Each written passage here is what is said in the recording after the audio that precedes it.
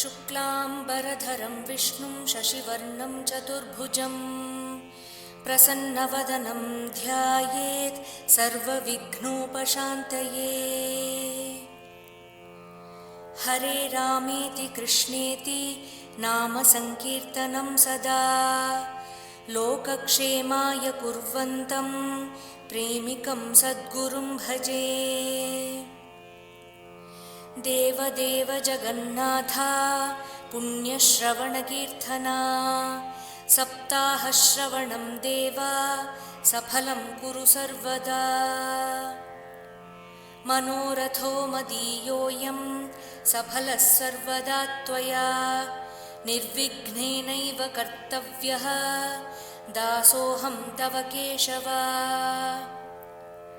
शुकरूपप्रबोधज्ञा सर्वशास्त्रविशारदा एतत्कथाप्रकाशेन मदज्ञानं विनाशय। भवे भवे यदा भक्तिः पादयो तव जायते तदा कुरुष्व देवेश नाथस्त्वं नो यतः प्रभुः। नाम संकीर्तनं यस्य सर्वपापप्रणाशनं प्रणामो दुःखशमनः तं नमामि हरिं परम्। संसारसागरं मग्ने दीनं मां करुणानिधे कर्मग्राहगृहीताङ्गं मामुद्धर भवार्णवात्। श्रीमद्भागवताख्योऽयं प्रत्यक्षकृष्ण एव हि स्वीकृतोऽसि मया नाथ मुक्त्यर्थं भवसागरे।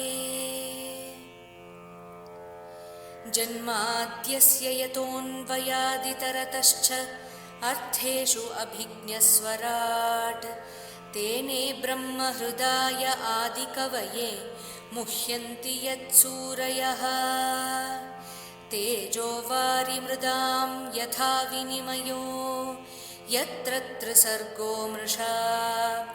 धाम्ना स्वेन सदा निरस्तकुहकं सत्यं परं धीमहि।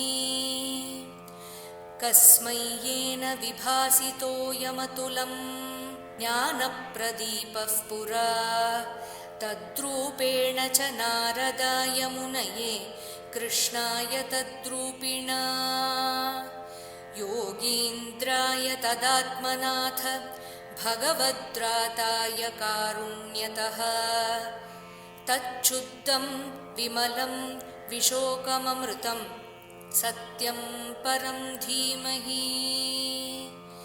धर्मः प्रोज्झितकैतवोऽत्र परमो निर्मत्सराणां सतां वेद्यं वास्तवमत्र वस्तु शिवदं तापत्रयोन्मूलनम्। श्रीमद्भागवते महामुनिकृते किं वा परैरीश्वरः सद्यो हृद्यवरुध्यतेऽत्र कृतिभिः शुश्रूषुभिस्तत्क्षणात्। निगमकल्पतरोर्गलितं फलं शुकमुखादमृतद्रवसंयुतं पिबत भागवतं रसमालयं मुहुरहो रसिका भुवि भावुकाः। यं प्रव्रजन्तमनुपेतमपेतकृत्यं द्वैपायनो विरहकातर आजुहाव पुत्रेति तन्मयतया तरवोऽभिनेदुः तं सर्वभूतहृदयं मुनिमानतोऽस्मि। यस्वानुभावमखिलश्रुतिसारमेकम्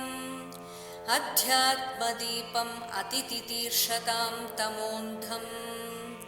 संसारिणां करुणयाः पुराणगुह्यं तं व्याससूनुमुपयामि गुरुं मुनीनां। सच्चिदानन्दरूपाय विश्वोत्पत्त्यादिहेतवे तापत्रयविनाशाय श्रीकृष्णाय वयं नुमः। कृष्णाय वासुदेवाय देवकी नन्दनाय च नन्दगोपकुमाराय गोविन्दाय नमो नमः। कृष्णाय वासुदेवाय हरये परमात्मने प्रणतक्लेशनाशाय गोविन्दाय नमो नमः। नमः पङ्कजनाभाय नमः पङ्कजमालिने नमः पङ्कजनेत्राय नमस्ते पङ्कजाङ्घ्रये। पीताम्बरं करविराजितशङ्खचक्र कौमोदकीं सरसिजं करुणासमुद्रं राधासहायम् अतिसुन्दरमन्दहासं वातालयेशमनिशं हृदि भावयामि। सत्यव्रतं सत्यपरं त्रिसत्यं सत्यस्य योनिं निहितं च सत्ये सत्यस्य सत्यं ऋतसत्यनेत्रं सत्यात्मकं त्वां शरणं प्रपन्नाः। सर्वत्र गोविन्दनामसङ्कीर्तनं गोविन्द गोविन्द।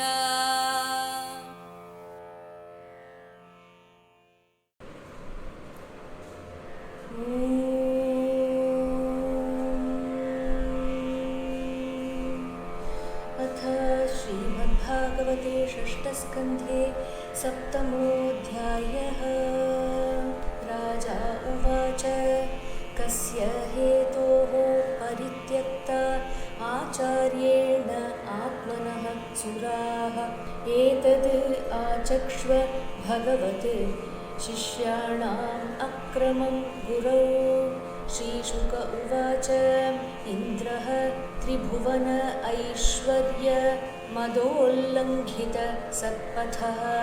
मरुद्भिः वसुभिः रुद्रैः आदित्यैः ऋभुभिः नृप विश्वेदेवैः च साध्यैः च नासत्याभ्यां परिश्रितः सिद्धचारण गन्धर्वैः मुनिभिः ब्रह्मवादिभिः विद्याधरा अप्सरोभिः च किन्नरैः पतगोरगैः निषेव्यमाणः मघवान् स्तूयमानः च भारत उपगीयमानः ललितम् आस्थान अध्यासन आश्रितः पाण्डुरेण आतपत्रेण चन्द्रमण्डलचारुणा युक्तः च अन्यैः पारमेष्ट्यैः चामरव्यजनादिभिः विराजमानः पौलोम्य सह अर्धा आसनया वृषं स यदा परमाचार्यं देवानाम् आत्मनश्च न अभ्यनन्दत सम्प्राप्तं प्रत्युत्थान आसनादिभिः वाचस्पतिं मुनिवरं सुरासुर नमस्कृतं न उच्चचाल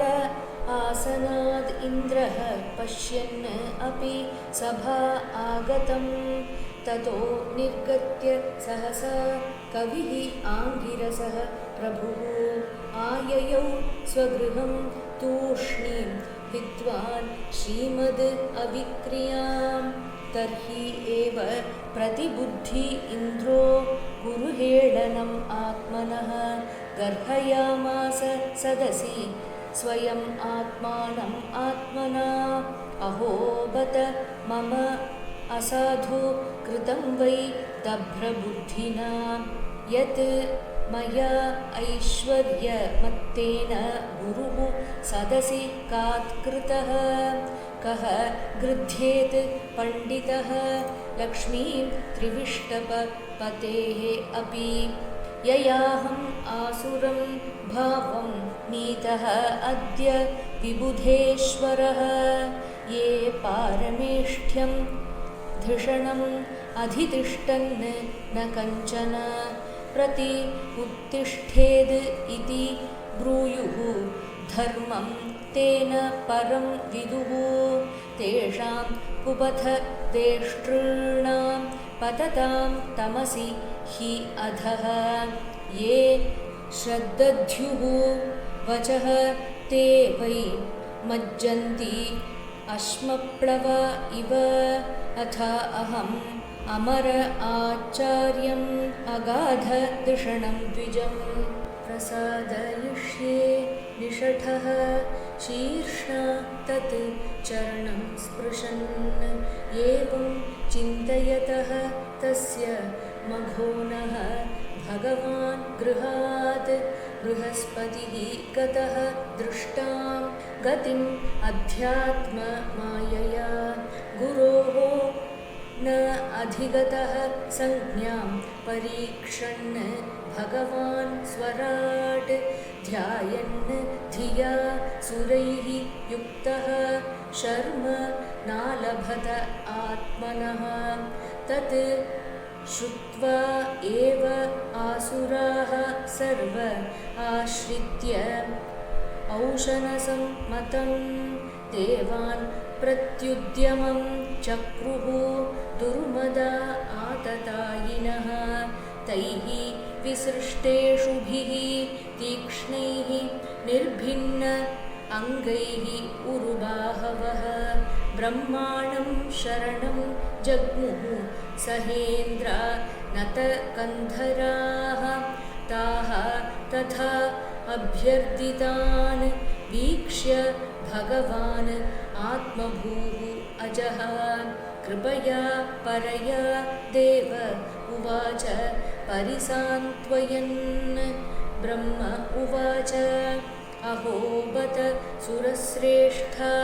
हि अभद्रं वः कृतं महत् ब्रह्मिष्ठं ब्राह्मणं दान्तम् ऐश्वर्यान् न अभ्यनन्दत तस्य अयम् अनयस्य आसीत् परेभ्यः वः पराभवः प्रक्षीणेभ्यः स्ववैरिभ्यः समृद्धानां च यत् सुराः मघवन् दुषतः पश्य प्रक्षीणान् कुरु अतिक्रमात् सम्प्रति उपचितान् भूयः काव्यम् आराध्य भक्तितः आददीरन् निलयनं मम अपि भृगुदेवताः त्रिविष्टपं किं गुणयन्ति अभेद्य मन्त्रा भृगूणाम् अनुशिक्षितार्थाः न विप्रगोविन्द गो ईश्वराणां भवन्ति अभद्राणि नरेश्वराणां तद् विश्वरूपं भजत आशु विप्रं तपस्विनं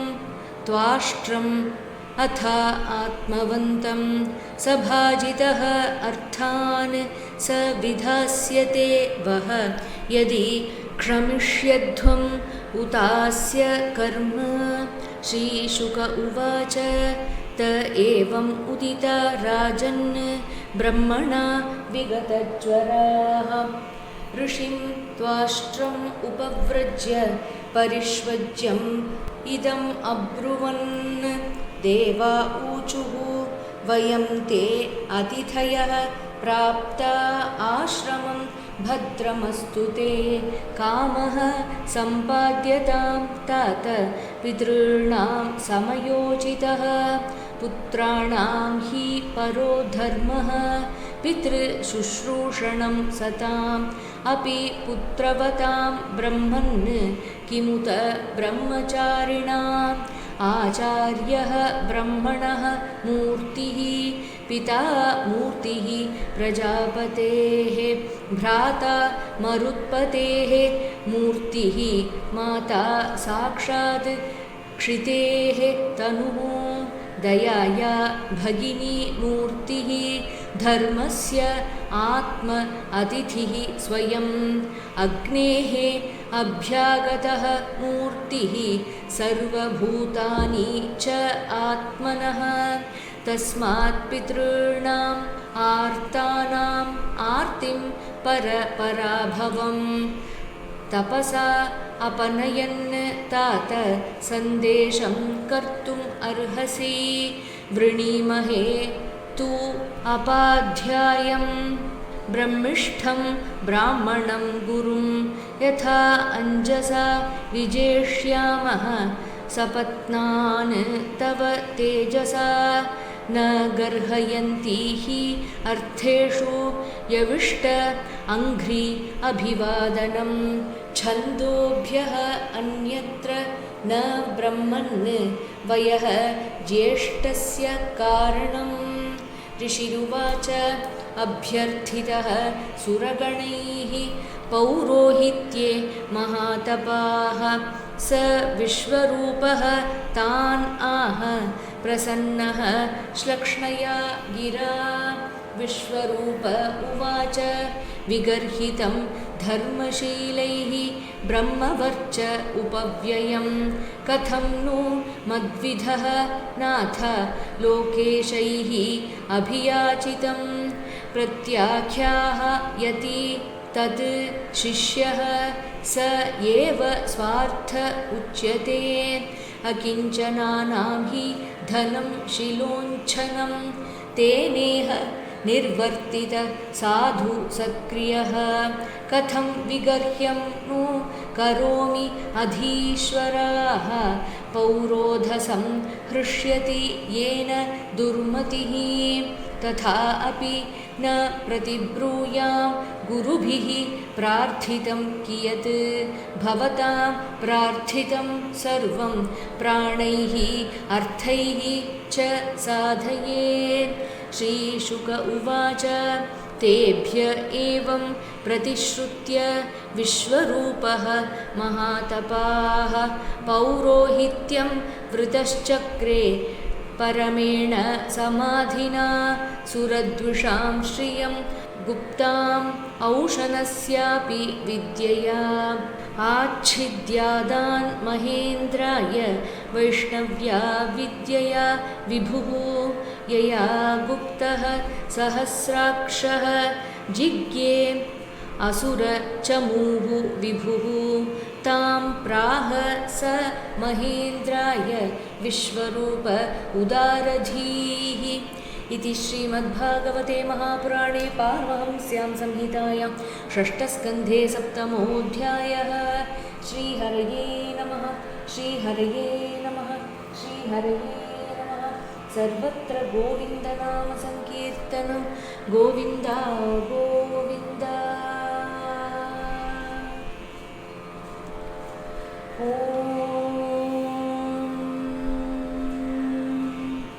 अथ श्रीमद्भागवते षष्ठस्कन्धे सप्तमोऽध्यायः राजोवाच कस्य हेतोः परित्यक्ता आचार्येणात्मनः सुराः एतदाचक्ष्व भगवच्छिष्याणामक्रमं गुरौ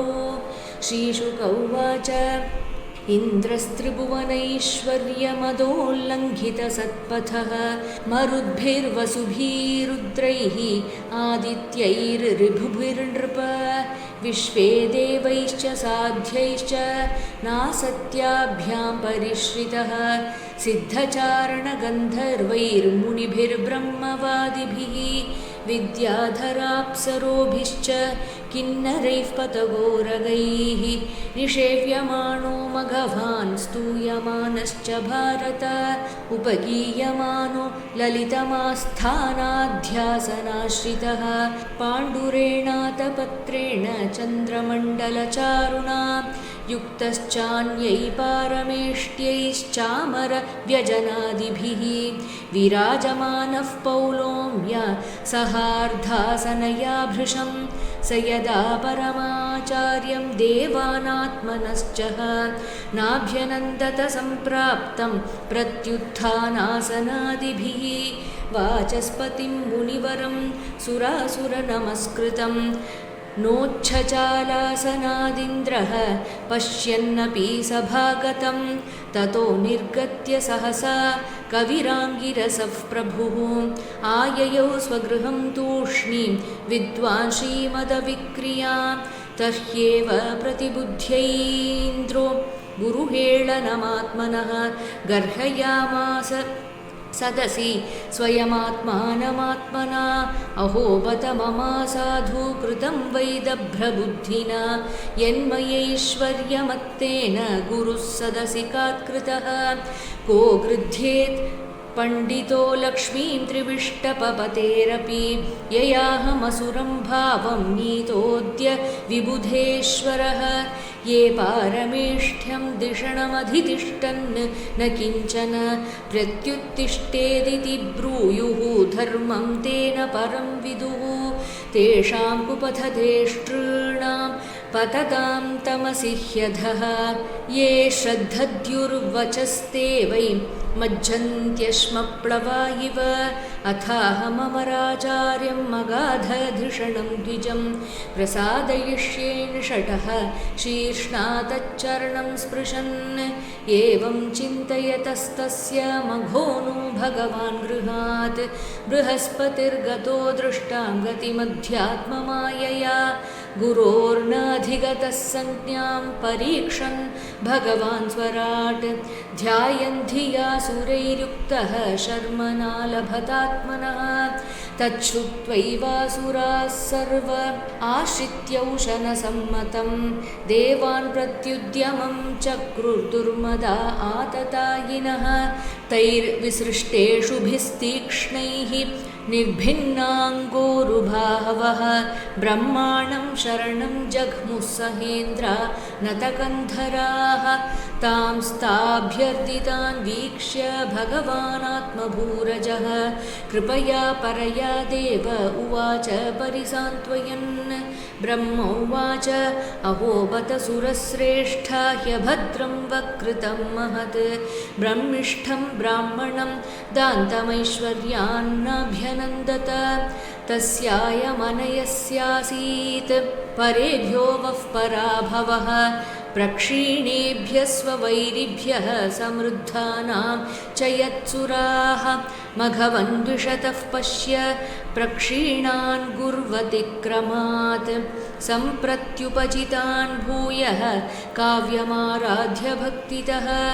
आददीरन्निलयनं ममापि भृगुदेवताः त्रिविष्टपं किं गुणयन्त्यभेद्य मन्त्रा भृगूणाम् अनुशिक्षितार्थाः न विप्रगोविन्दगवीश्वराणां भवन्त्यभद्राणि नरेश्वराणां तद्विश्वरूपं भजताशु विप्रं तपस्विनं त्वाष्ट्रं मधात्मवन्तं सभाजितोऽर्थान् स विधास्यते वो यदि क्षमिष्यध्वं मुतास्य कर्म श्रीशुक उवाच त एव मुदिता राजन् ब्रह्मणा विकदज्वराः ऋषिं त्वाष्ट्रम् उपव्रज्य परिष्वज्यं मदब्रुवन् देवा ऊचुः वयं ते तिथयः प्राप्ता आश्रमं भद्रमस्तु ते कामः सम्पाद्यतां तात पितॄणां समयोजितः पुत्राणां हि परो धर्मः पितृशुश्रूषणं सताम् अपि पुत्रवतां ब्रह्मन् किमुत ब्रह्मचारिणाम् आचार्यो ब्रह्मणो मूर्तिः पिता मूर्तिः प्रजापतेः भ्राता मरुत्पतेर्मूर्तिर्माता साक्षात् क्षितेस्तनुः दयाया भगिनी मूर्तिः धर्मस्यात्मातिथिः स्वयम् अग्नेरभ्यागतो मूर्तिः सर्वभूतानि चात्मनः तस्मात् पितॄणामार्तानामार्तिं परपराभवं तपसापनयं स्तात सन्देशं कर्तुमर्हसि वृणीमहे त्वोपाध्यायं ब्रह्मिष्ठं ब्राह्मणं गुरुं यथाञ्जसा विजेष्यामः सपत्नांस्तव तेजसा न गर्हयन्ति ह्यर्थेषु यविष्टाङ्घ्र्यभिवादनं छन्दोभ्योऽन्यत्र न ब्रह्मन् वयोज्येष्ठस्य कारणम् ऋषिरुवाच अभ्यर्थितः सुरगणैः पौरोहित्ये महातपाः स विश्वरूपस्थानाः प्रसन्नश्लक्ष्णया गिरा विश्वरूप उवाच विगर्हितं धर्मशीलैर्ब्रह्मवर्च उपव्ययं कथं नो मद्विधो नाथ लोकेशैरभियाचितं प्रत्याख्यास्यति तच्छिष्यः स एव स्वार्थ उच्यते अकिञ्चनानां हि धनं शिलोञ्छनं तेनेह निर्वर्तितसाधुसक्रियः कथं विगर्ह्यं नु करोम्यधीश्वराः पौरोधसंहृष्यति येन दुर्मतिः तथापि न प्रतिब्रूयां गुरुभिः प्रार्थितं कियत् भवतां प्रार्थितं सर्वं प्राणैरर्थैश्च साधये श्रीशुक उवाच तेभ्य एवं प्रतिश्रुत्य विश्वरूपो महातपाः पौरोहित्यं वृतश्चक्रे परमेण समाधिना सुरद्विषां श्रियं गुप्तामौषधस्यापि विद्यया आच्छिद्यादान् महीन्द्राय वैष्णव्या विद्यया विभुः यया गुप्तः सहस्राक्षो जिज्ञे सुरचमूर्विभुः तां प्राह स महीन्द्राय विश्वरूप उदारधीः इति श्रीमद्भागवते महापुराणे पारमहंस्यां संहितायां षष्ठस्कन्धे सप्तमोऽध्यायः। श्रीहरये नमः। श्रीहरये नमः। श्रीहरये नमः। सर्वत्र गोविन्दनामसङ्कीर्तनं गोविन्द गोविन्द।